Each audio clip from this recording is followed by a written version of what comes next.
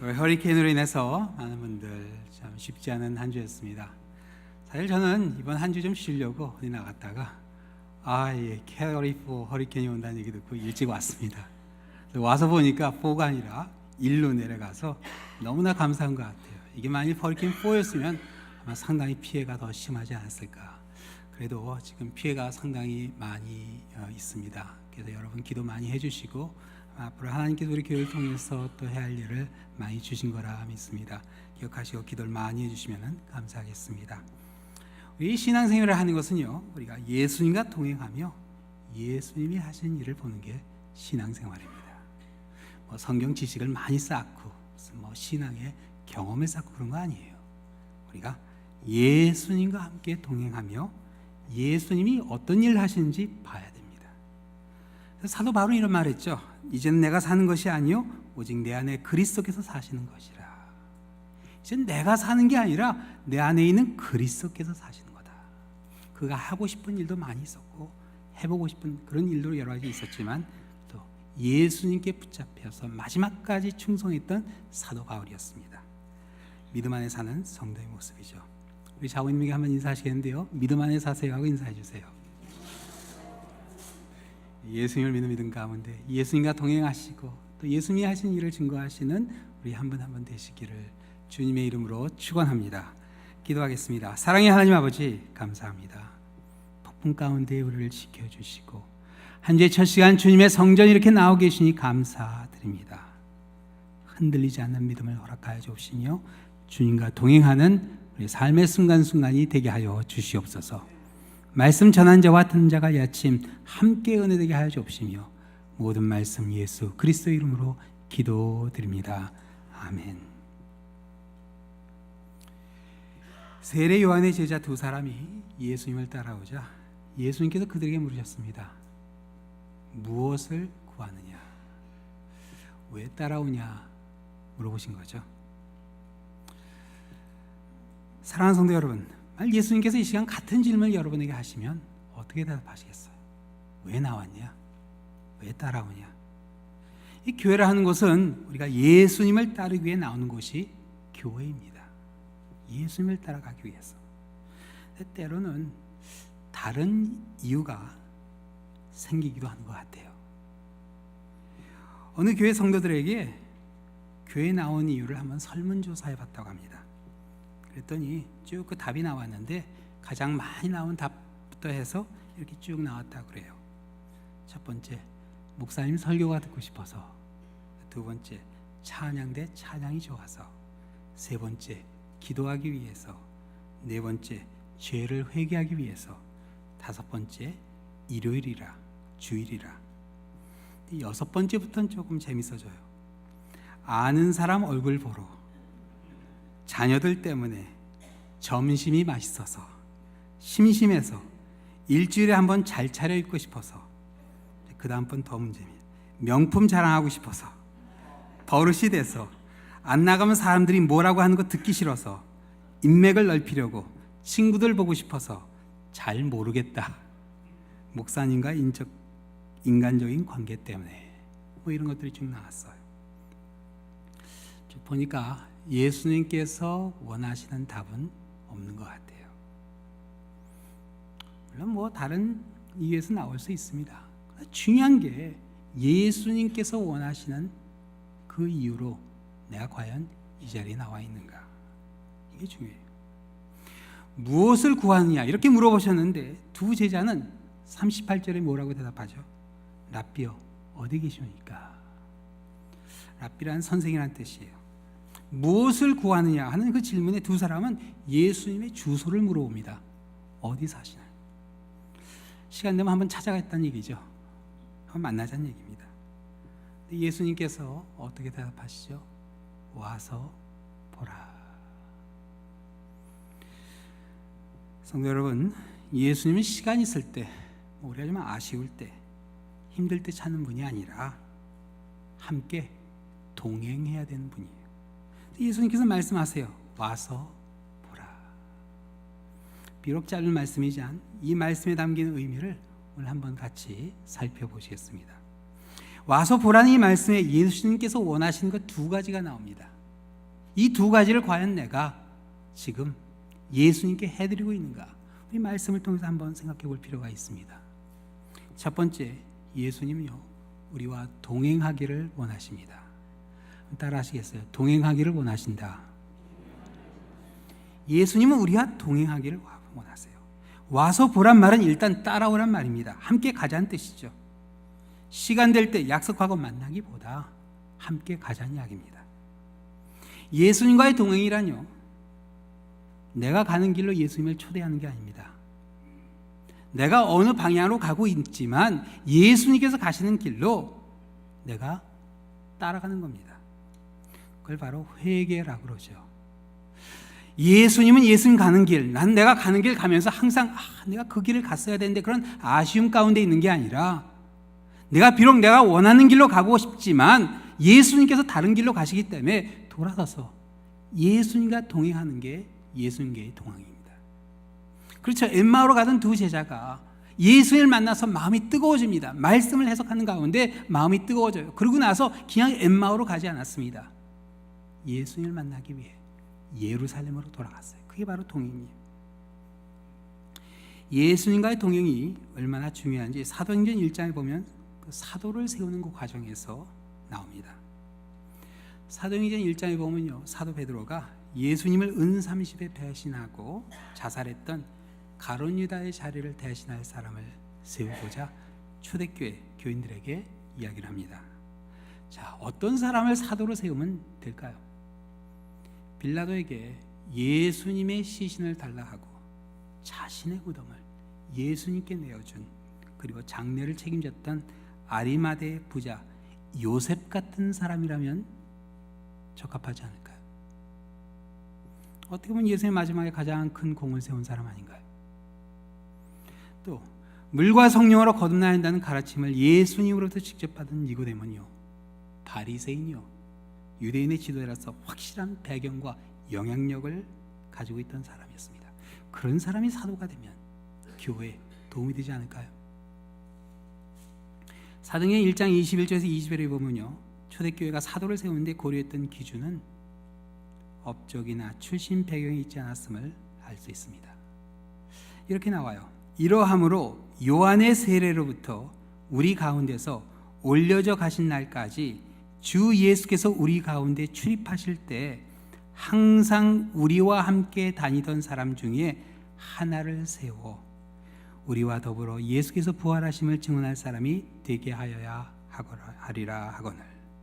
자, 어떤 사람을 사도로 세우겠다 그러죠? 여유 있는 사람, 일 잘하는 사람, 영향력 있는 사람, 똑똑한 사람, 지도력 있는 사람 아닙니다. 항상 함께 다니던 사람, 항상 함께 있었던 사람. 사실 항상 함께 있었던 사람 중에는 예수님을 항상 비난하고 공격했던 바리새인과 서기관 같은 사람들도 있었습니다. 그런 사람들 이야기하는 거 아니죠. 어떤 사람을 세워야 된다고요? 예수님의 부활하심을 증언할 사람.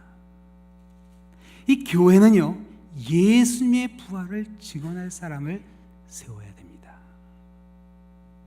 그의 삶 가운데 죽음에서 부활하신 예수님을 바라고 항상 감사와 기쁨이 넘치는 사람, 그런 사람들이 세워져야 돼요. 그 기준에 두 사람이 오르게 되죠. 요셉과 마띠아. 이 두 사람 중에 마띠아가 제비를 뽑아 세워지게 됩니다. 초대교회는 제비를 뽑았습니다. 제비를 뽑으나 우리가 투표를 하나, 그 과정의 의미는 같습니다. 하나님의 뜻에 맡기는 겁니다. 사실 이 두 사람 중에 요셉은 바사바라는 헬라어 이름도 있고요, 또 유스라는 별명까지 있었어요. 어떻게 보면 훨씬 더 인지도가 많이 있었던 그런 사람이었어요. 하나님의 선택은 마띠아였습니다. 왜 그랬을까? 사도직은 명예직이 아니었어요. 예수님과 동행해야 하는 봉사와 직무를 수행하는 직임이었기 때문에 그렇습니다. 그리고 그 당시는요, 사도가 된다는 것은 실제로 죽음을 의미할 수 있었습니다. 여러분, 죽음을 의미할 수 있다. 과연 내가 그 직임을 맡을 수 있을까? 마띠아가 세워집니다. 예수님과 동행하기 시작해요. 와서 보라는 초대에 예수님과 동행하게 된 두 사람이 그날 예수님과 어디로 갔는지 오늘 본문에 나오지는 않아요. 10중 8구 그리 특별한 곳은 아니었을 것이라 그렇게 봅니다. 마태복음 8장에 보면요, 예수님께서 막 사역을 시작했을 때 서기관 중에 한 사람이 어디로 가시는지 따르겠다 그렇게 이야기한 적이 있었는데, 예수님께서 이렇게 말씀하셨죠. 여우도 굴이 있고 공중에 새도 거처가 있을 때 인자는 머리 둘 곳이 없도다. 예수님 정말 머리 둘 만한 것도 없던 그런 분이셨어요. 물론 사역을 했지만 그 사역했던 것이 항상 소외된 그런 곳이었기 때문에 그렇습니다. 많은 병자와 귀신 들린 자를 고쳐주셨지만 그들이 예수님에게 뭘 해드릴 수 있는 그런 위치에 있었던 사람들은 아니었습니다. 교회의 머리가 되시는 예수님은요, 지금도 우리를 그런 자리로 인도하십니다. 그리고 함께 동행하자고 우리를 초대하세요. 자, 허리케인이 지나갔어요. 예수님께서 지금 이 자리에 계시면 어디를 향해 가실지 생각해 보셨나요? 물에 잠긴 그 지역, 어려움 가운데 있는 가정들, 그렇죠? 예수님께서 우리를 초대하고 계십니다. 과연 우리가 동행할 수 있는가? 물론 우리 교회가 해야 할 일이 많이 있습니다. 뭐 계획된 일도 있고 뭐 여러 가지 해야 할 일들이 있어요. 그러나 예수님께서 초대하실 때 과연 움직일 수 있는가? 이게 중요합니다. 예수님 그것도 중요하지만 이런 거 먼저 끝내놓고 하겠습니다. 그건 동행하는 삶이 아니에요.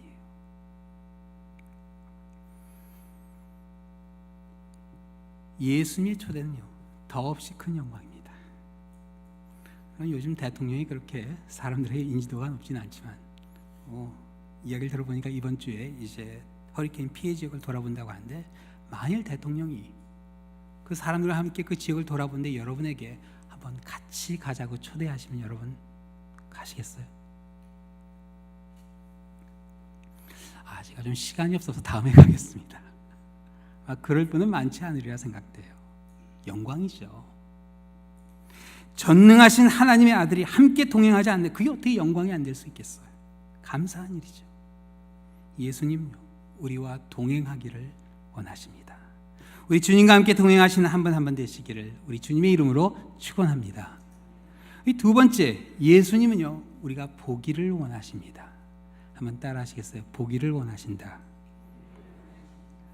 오늘 이 본문에 보면 예수님께서 두 제자에게 보라고 말씀하셨어요. 와서 보라.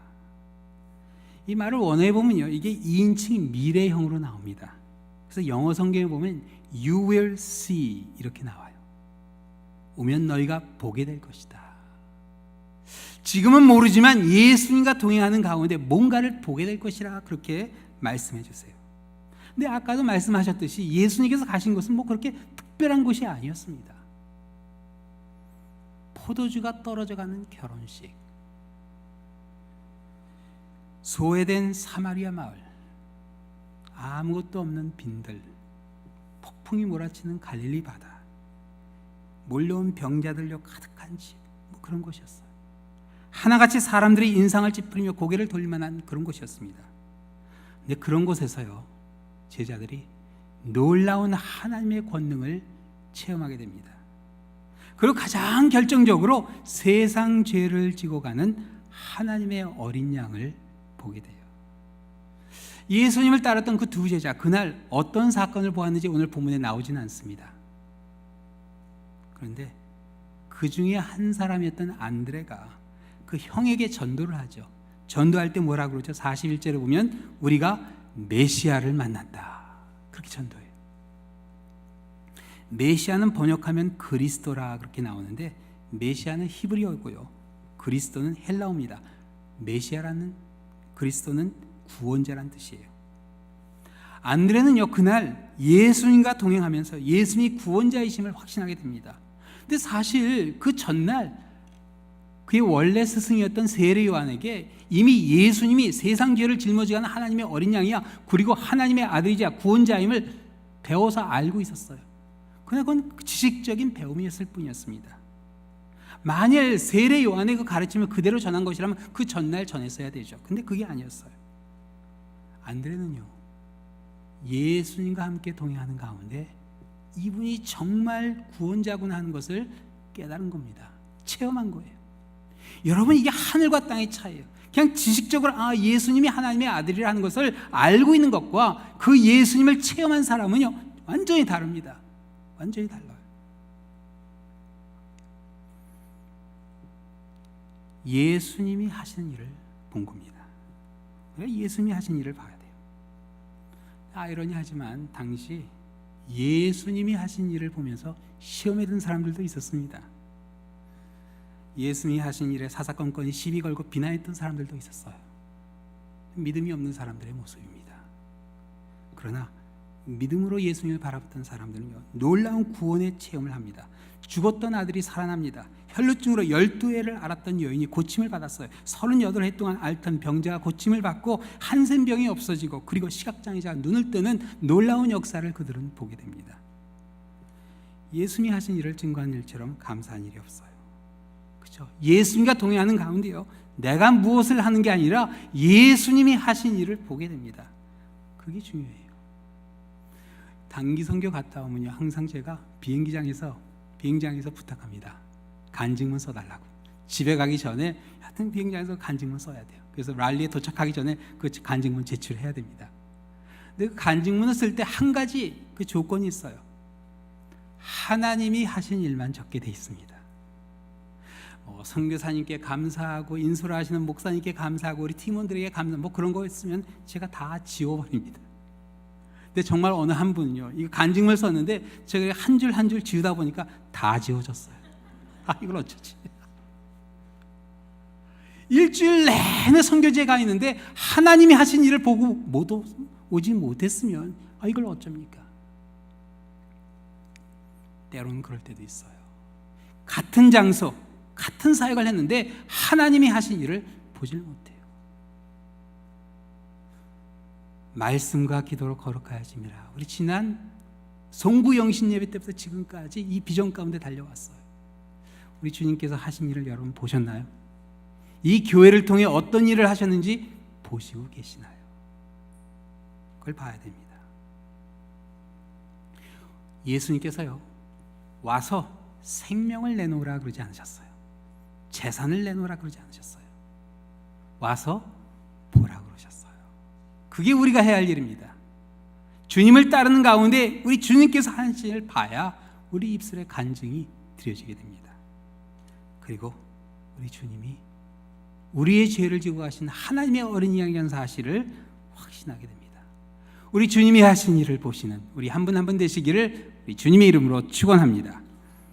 요한의 말을 듣고 예수님을 따랐던 두 제자는 와서 보라는 예수님의 초대와 함께 전도자로 세워지게 되죠. 그 중에 한 사람이 안드레로 그 40절에 소개되고, 다른 한 사람 이름은 나오지 않지만 성서학자들은요, 요한복음을 기록한 사도 요한 자신이었다 그렇게 추측합니다. 근데 안드레가 형을 전도하게 됩니다. 형 이름이 시몬이죠. 나중에 보면 아시지만 이 시몬이 바로 베드로입니다. 베드로. 오늘 이 본문에 보면 시몬이 어떻게 베드로가 되었는지 나와요. 예수님께서 개발한 별명을 주시죠. 반석이란 뜻입니다. 그게 아람어인데 그게 헬라어로 되면은 베드로가 됩니다. 베트라. 근데 원래 이름은 시몬이었어요. 구약에 보면 이스라엘 12지파 중에 시몬 지파가 있죠.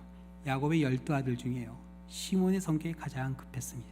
그때는 난폭하기까지 했어요.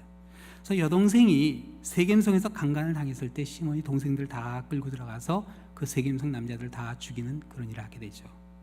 그런 사람이었어요. 시몬은요, 바로 그 시몬에서 나온 이름입니다. 근데 베드로는 정말 시몬같이 성격이 급했어요. 성경에 보면요, 베드로는 즉흥적인 행동을 많이 했던 그런 사람이죠. 예수님께서 물 위로 걸어오시는 걸 보면서 자기도 물 위로 가겠다 그렇게 이야기했던 사람이었어요. 예수님 물가에 계신 걸 보고 겉옷을 허리에 두르고 물속에 뛰어들어서 예수님께 헤엄쳐 갔던, 배가 도착하기를 기다리지 못했던 그런 사람이었습니다. 예수님께서 잡히신 날 밤 예수님과 함께 죽겠다고 했지만 결국 3번이나 부인하는 그런 사람이었어요. 그런데 예수님은요, 그 시몬의 그 성급한 그러한 부족한 모습 속에 뭐를 발견하세요? 게바, 반석을 보세요. 전혀 시몬에게 어울리지 않는 그런 이름이었어요. 그러나 예수님께서는요, 베드로의 죄를 짊어지고 가십니다. 그걸 다 감싸주세요. 그런 가운데 베드로가 어느 한순간 시몬이 정말 반석이 되는 베드로가 되는 놀라운 역사가 일어납니다. 우리 주님께서 하시는 일이에요. 자, 그런데 오늘 이 본문에 한 가지 알 수 없는 일이 있어요. 세례 요한은 왜 예수님을 따르지 않았을까? 하나님의 어린 양이요 하나님의 아들이라 증거했는데 왜 따라가지 않았을까? 남게 됩니다. 증언한 데서 멈췄어요. 세례 요한이 예수님과 동행하며 예수님의 사역을 보았다면 어떻게 되었을지 한번 상상해 보게 돼요. 동행하지 못했던 세례 요한은요, 그러면 어느 한순간 흔들리게 돼요. 순교하기 직전 감옥에서 자신의 제자들을 예수님께 보내서 질문하게 되죠. 예수님께 여짜오되 오실 그이가 당신이 오니까 우리가 다른 일을 기다리오리까.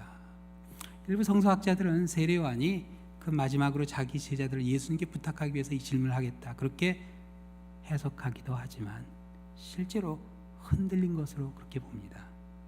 근데 예수님께서 그 찾아온 요한의 제자들에게 이렇게 말씀하셔서 요한에게 말을 전하게 하시죠. 예수께서 대답하여 이르시되 너희가 가서 듣고 보는 것을 요한에게 알리되. 내가 말하는 것을 가서 전하는 게 아니라 뭐를요? 가서 듣고 보는 것을 요한에게 알리되 맹인이 보며 못 걷는 사람이 걸으며 나병 환자가 깨끗함을 받으며 못든 자가 들으며 죽은 자가 살아나며 가난한 자에게 복음이 전파된다 하라. 누구든지 나로 말미암아 실족하지 아니한 자는 복이 있도다 하시니라. 와서 보았다면 흔들리지 않으셨을 텐데 아실 뿐입니다. 이게 바로 와서 보지 못한 사람의 한계예요. 그래서 누가복음 7장은 예수님께서 이렇게 말씀하시죠. 내가 너에게 말하노니 여자가 낳은 자 중에 요한보다 큰 자가 없도다. 그러나 하나님 나라에서는 극히 작은 자라도 그보다 크니라 하시니라. 이게 와서 본 자와 보지 못한 자의 차이입니다. 믿음이 있는 사람과 없는 사람의 차이예요. 예수님께서요 교회의 머리가 되어주십니다. 우리 랄리 한 장로교의 머리가 우리 예수 그리스도세요. 우리 주님과 동행하시며 우리 주님이 하신 일을 보시는 가운데 세상 죄를 짊어지고 가시는 우리 하나님의 어린 양을 보시고 우리 주님의 놀라운 손길을 체험하시는 우리 한 분 한 분 되시기를 우리 주님의 이름으로 축원합니다. 기도하시겠습니다. 사랑의 하나님 아버지, 저희들 어느 한순간 왜 우리가 이 자리에 있는지 잊어버릴 때가 있습니다. 교회 머리 대신 주님을 바라보게 하여 주시고 주님과 동행하는 삶을 살게 해주시고 주님께서 하시는 놀라운 일들을 증거하는 가운데 주님께 영광 돌리게 하여 주시고 하나님의 어린 양을 우리의 죄를 지고 가시는 어린 양을 바라보는 우리의 믿음을 갖게 하여 주시옵소서. 모든 말씀 예수 그리스도의 이름으로 기도드립니다. 아멘.